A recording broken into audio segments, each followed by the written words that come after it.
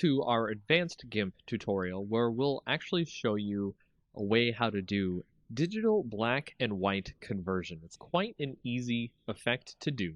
We'll start by opening up an image that you might have seen before on a previous tutorial. We'll open that up and we'll show you how we'll be able to do the conversion here. Now, you can do a saturate effect in GIMP as well, but what I like to do is create a new layer. So we'll go over here and we'll go ahead and make a new layer. We'll make that transparent, that's fine. And from there, we'll also create a layer mask. So go ahead and add a layer mask to this layer. Make sure that it's set to white so it's full opacity. And you want to change this layer's mode to saturation.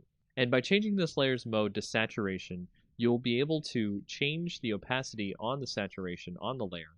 To get the saturation on the layer, you'll go over to the bucket tool and you will put in black on the actual layer itself. And this will create desaturation of the layer.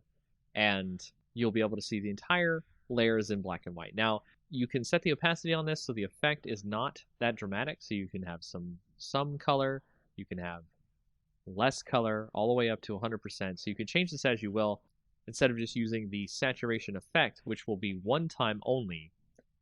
You can use this to great effect to choose the granular control over the black and white conversion effect.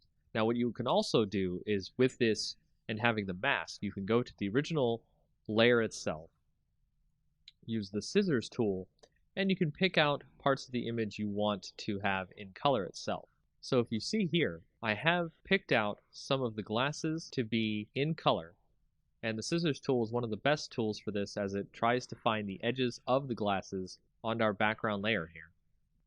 And of course, you could drag each point to make sure it tries to find all of the different parts of the glasses, and then we'll go ahead and click inside to select it. And if we do that and then go back to our layer mask for our saturation layer, we can go in there and we can select the brush tool. Make sure it's set to black because we're going to be painting on the layer mask so we can make the color shine through. And you can just start painting in those glasses there and make those glasses show up in actual color compared to the rest of the image. And that's just a very quick way of how to do digital black and white conversion in GIMP.